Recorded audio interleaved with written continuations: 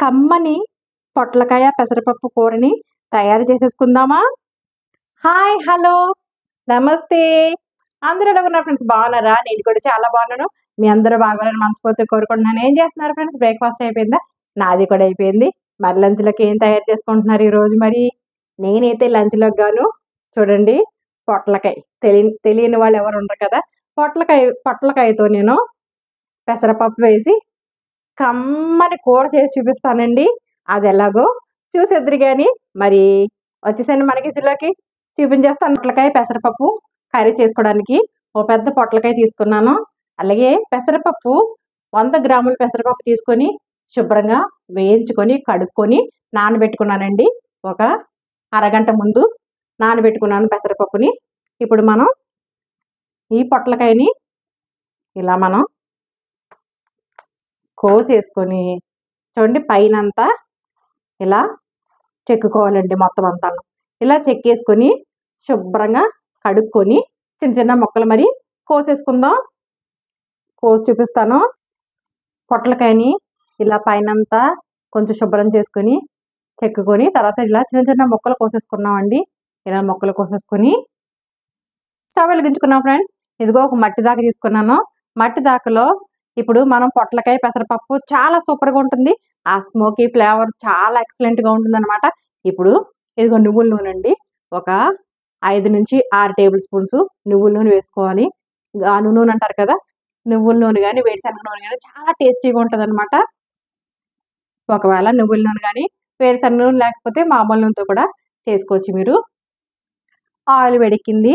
ఇప్పుడు 1/2 table spoon ఆవాలు వేసుకుందాం. శనగపప్పు 1 టేబుల్ స్పూన్, మినపప్పు 1 టేబుల్ స్పూన్, జీలకర్ర 1 టేబుల్ స్పూన్ వేసుకొని మనం కలుపుకుందాం. ఇదిగో నువ్వుల నూనె కాబట్టి అండి ఇలా నొరగొస్తుంది.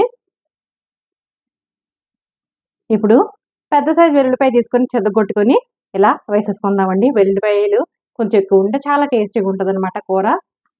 ఎండుమిరపకాయలు ఒక 8 తీసుకున్నాను. మీరు తినే కారాన్ని బట్టి వేసుకోండి. మనం కారం కూడా వేసుకుంటాం కాబట్టి ఎండుమిరపకాయలు తక్కువ వేసుకున్నాను. కలిపేసుకుందాం చక్కగా ఇలా.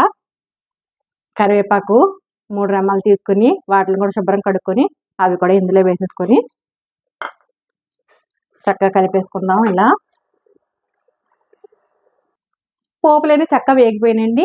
ఇప్పుడు కోసి పెట్టుకున్న పొట్లకాయ ముక్కల్ని వేసేసుకుందాం. ఇలా వేసేసుకొని చక్కగా కలిపేసుకుందామండి. ఇలాగా కలబెట్టుకుందాం నెమ్మదిగా. ఒక్క 2 నిమిషాలు సిమ్లో పెట్టుకొని మూత పెట్టుకుందామండి. 2 నిమిషాల పోయి చూసుకుందాం. 2 మినిట్స్ అయిపోయిందండి. ఓపెన్ చేసి చూద్దాం మూత. చూసారా ఎలా మగ్గిపోయింది కదా దగ్గరికి. ఈ టైంలో మనం ఇందులో 1/2 టేబుల్ స్పూన్ పసుపు వేసుకుందాం. 1/2 టేబుల్ స్పూన్ పైనే కారం వేసుకుందాం. ఎండుమిరపకాయలు కూడా వేసుకున్నాం కదా మనం. చూసుకొని వేసుకోవాలా కారం అదిని మీ తినేదాన్ని బట్టి. ఇప్పుడు సాల్ట్ అండి. రుచికి సరిపడినంత సాల్ట్ వేసుకుందాం. ఇలా వేసుకొని కలిపేసుకుందాం చక్కగా. ఇలా మంచిగా కలిపేసుకొని ఉప్పు కారం అంతా పట్టేటట్టు ఇలా కలిపేసుకుని ఉప్పు కారం అన్నీ వేసుకున్నాం కదండి. ఇప్పుడు మళ్ళీ 1 నిమిషం మూత పెట్టుకొని సిమ్లో పెట్టుకొని మగ్గనిద్దాం. చూద్దామండి. 1 నిమిషం అయిపోయింది. ఈ టైంలో మనం ఏం చేయాలంటే ముందుగా నానబెట్టుకున్నాం కదా పెసరపప్పు ఒక అరగంట క్రితం, దాన్ని మనం వాటర్ అంతా వంపేసుకొని ఇందులో వేసేసుకుందామండి. ఇలా వేసేసుకొని చక్కగా ఇది కూడా ఇలా కలిసిపోయేటట్టు కలుపుకొని మనం ఒక్క 5 నిమిషాలు అలా మగ్గనిచ్చామంటే అయిపోతుందండి మన కర్రీ. ఒక 5 నిమిషాలు మూత పెట్టేసుకుందాం. మళ్ళీ ఇలా మనం మీడియం ఫ్లేమ్లో పెట్టుకొని ఉడకనిద్దాం. ఎలాంటి వాటర్ వేయనవసరం లేదండి. ఎందుకంటే పొట్లకాయలో వాటర్ ఉంటుంది కాబట్టి ఆ వాటర్ తోటి పెసరపప్పు కూడా ఉడికిపోతుంది. పొట్లకాయ ముక్కలు కూడా ఉడికిపోతాయి అన్నమాట. చూద్దామండి. 5 నిమిషాలు పైన అయిపోయింది. వావ్! అయిపోయిందండి. దగ్గరికి అయిపోయింది. చూడండి చూపిస్తున్నాను. మనం వాటర్ కానీ ఏం వేసుకోలేదు. చక్కగా దగ్గరికి అయిపోయింది. పప్పు కూడా చక్కగా ఉడికిపోయింది. చూడండి చూపిస్తున్నాను. ఇదిగో పప్పు చక్కగా ఉడికిపోయింది, పెసరపప్పు. అలాగే ఇంకా మొత్తం అంతా కూర కూడా ఉడికిపోయింది. ఈ టైంలో మనం ఏం చేసుకోవాలంటే కొత్తిమీర అండి, చిన్న చిన్న కొత్తిమీర ఇలాగా కోసి పెట్టుకొని కొత్తిమీర వేసుకొని ఒక్క అర నిమిషం ఆగాక మనం కూర కట్టేసుకుందాం. అయిపోయినట్టేనండి. అయిపోయిందండి. స్టవ్ ఆఫ్ చేసుకుందాం. డిష్ అవుట్ చేసుకుందాం. మన పొట్లకాయ పెసరపప్పు కూర అయితే రెడీ అయిపోయింది. మరి ఇదిగో డిష్ అవుట్ చేసుకుందాం. ఇలా చాలా టేస్టీగా ఉంటుందండి, కమ్మగా ఉంటుంది. మరి రైస్లోకి, రోటీలోకి, చపాతీలోకి అన్నిట్లోకి సూపర్గా ఉంటుంది.